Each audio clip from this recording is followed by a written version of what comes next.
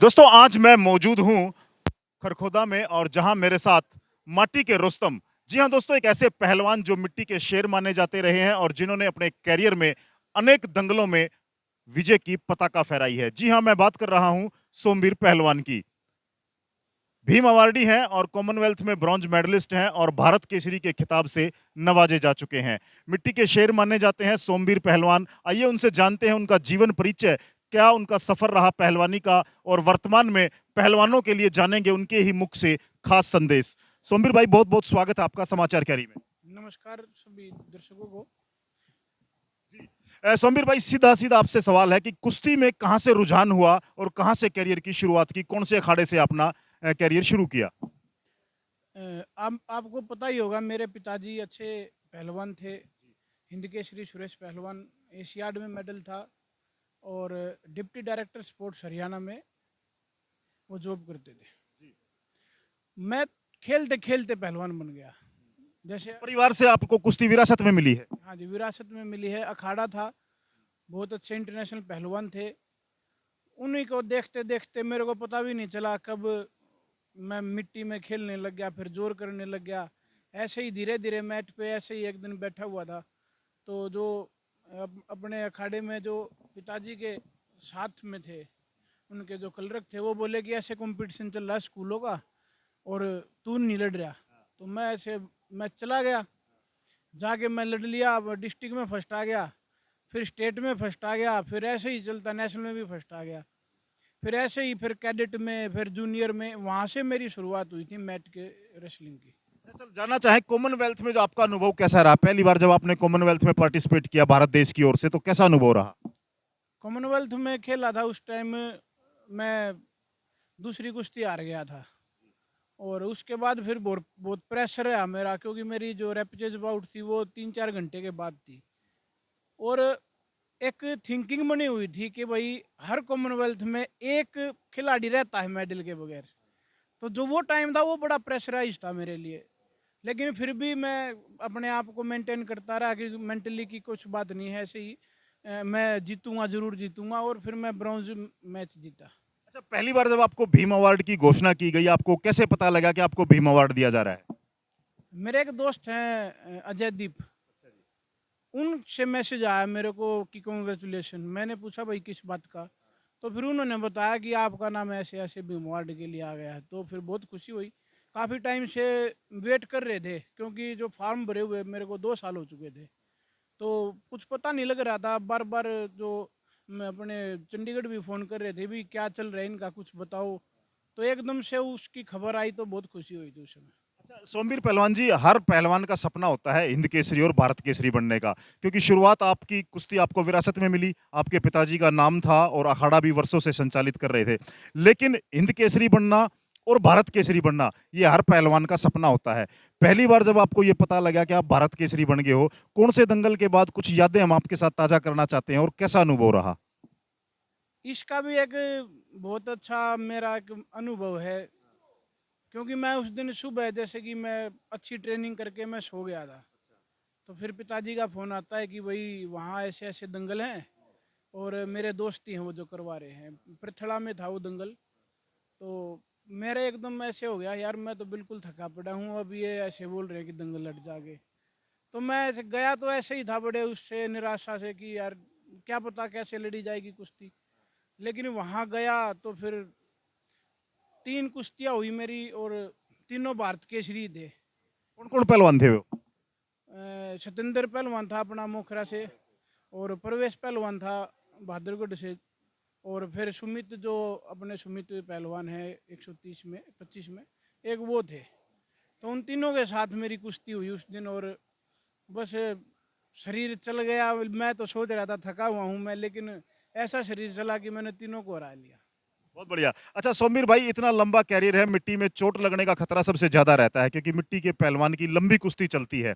हमारे यहाँ 15-20 मिनट, और मेरे ख्याल से उससे भी ज्यादा देर की हो जाती है कुश्ती। ज्यादा बहुत लंबी चल जाया है। पंजाब में तो 1-1 घंटे ही कुश्ती एक करा एक घंटे देते। की, मतलब इतना लंबा आपका कुश्ती का कैरियर रहा।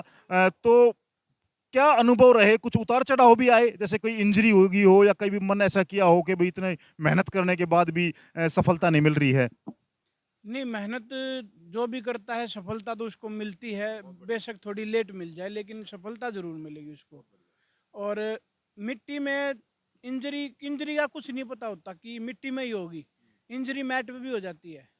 इंजरी तो इनफैक्ट कोई स्प्रिंट लगा रहा है तो उसको भी कुछ बैक मसल पैर में कुछ भी इंजरी का कुछ नहीं पता होता। ये तो कुश्ती का गहना बताते हैं हमारे बुजुर्ग सभी की, चोट लगने के बाद ऐसे ही बोलते हैं ये तो पहलवान का श्रृंगार है। तो लेकिन उसको जल्दी से जल्दी रिकवर करके मैदान में आना ये सबसे बड़ी बात होती है। और उसके लिए उसके ऊपर प्रॉपर ध्यान और उसकी केयर करनी पड़ती है। फेवरेट पहलवान कौन रहा आपका जब कुश्ती आपने शुरुआत की और एक मुकाम पर पहुंचे, पूरा हरियाणा प्रदेश और पूरा आसपास का क्षेत्र आपको जानने लग गया, भाई सोमवीर पहलवान है? कौन पहलवान अच्छा लगता था? किसकी शैली आपको अच्छी लगती थी? शैली तो जी मैंने तो सुना ही था कि मेरे पिताजी की जो बताते थे, हमारे कोचेज भी जो भी गांव में जाते तो भी उदाहरण देते, भाई तेरे बाप में इतना इतना इतनी ताकत थी कि झोटे ने भी घेर दे। तो मैं उनकी बात सुन सुन के सोचता था कि मैं भी ऐसा हो सकता हूँ। तो उसके बाद फिर करंट में सुशील पहलवान का ओलंपिक में मेडल आया था तो उससे भी बहुत एकदम जोश मिला था कि हम भी कर सकते हैं, मेडल जीत सकते हैं। पहलवानों के लिए कुछ कहना चाहेंगे, वो भी सोमवीर पहलवान की तरह बने? जो बच्चे आज अभ्यास कर रहे हैं उनके लिए क्या ऐसा काम करना चाहिए कि वो सोमवीर पहलवान की तरह बन सकें? भाई सभी पहलवानों को यही बोलूँगा, शॉर्टकट रास्ता मत अपनाना कभी भी, क्योंकि जो शॉर्टकट रास्ता है वो थोड़े टाइम के लिए है, आपको कुछ टाइम के लिए तो वो अच्छा कर देगा, लेकिन उसका जो साइड इफेक्ट आपके लिए फुल लाइफ में जो होगा उसका आप अंदाज़ा भी नहीं लगा सकते।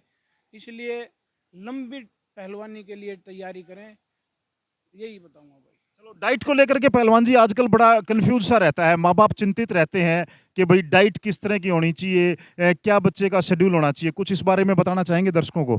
हाँ जी, हाँ जी, जो देसी खाना है वो सबसे अच्छा है, क्योंकि बताते हैं जो सप्लीमेंट, हाँ थोड़ा हेल्प तो उसकी लेनी पड़ेगी आज के टाइम में, क्योंकि प्योर खाना रहा ही नहीं खेतों का भी, अब यूरिया डीएपी पता नहीं क्या क्या डालते हैं उसमें भी।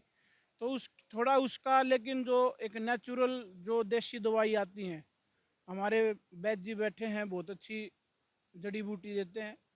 और जूस, बादाम, घी और ऑर्गेनिक अनाज अगर कहीं मिले तो उसका यूज़ ज़रूर करना चाहिए, वही सबसे अच्छी डाइट है।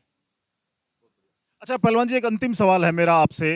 आपने माटी के दंगल भी बहुत लड़े हैं और अब आप मैट पर भी लगातार अभ्यास भी कर रहे हैं। तो मिट्टी के दंगल में और मैट में बड़ी परिवर्तन आ गया है। तो इसमें जो पहलवान है सामंजस्य कैसे बिठा पाते हैं? क्या होता है कि एक, मैं खुद का एक्सपीरियंस बताता हूँ, मैट पे और मिट्टी में बहुत ज़्यादा फर्क है। मैट पे अगर हम करते हैं ट्रेनिंग तो उसमें पूरे शरीर का पसीना निचड़ जाता है, उसमें शरीर टूटता भी है।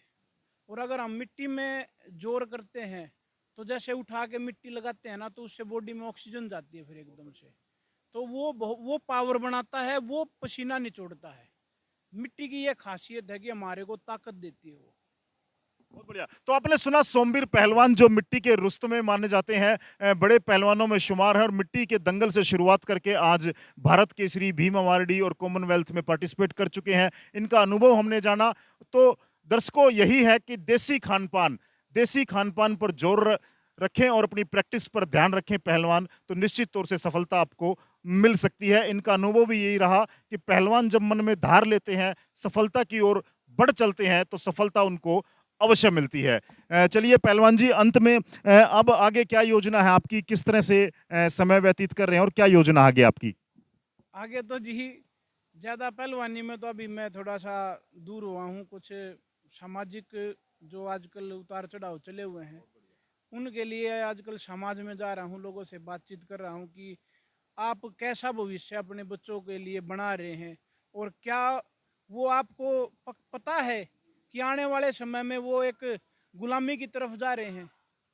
एक बार सभी को इस बात का चिंतन जरूर करना चाहिए कि आज जैसे समय सेंट्रल बैंक डिजिटल करेंसी की ओर जा रहा है कि उससे हम संपूर्ण गुलाम हो सकते हैं। एक बार सभी को इसके बारे में जागरूक होना चाहिए।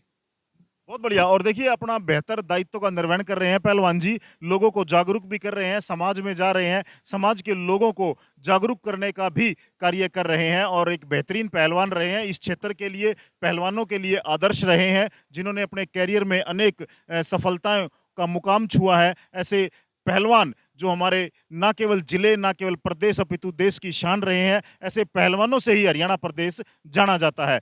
धन्यवाद, बातचीत करने के लिए बहुत बहुत शुक्रिया सोमवीर भाई। नमस्कार जी, आपका बहुत बहुत धन्यवाद थोड़ा हमारा कवरेज करने के लिए। धन्यवाद भाई। नमस्ते।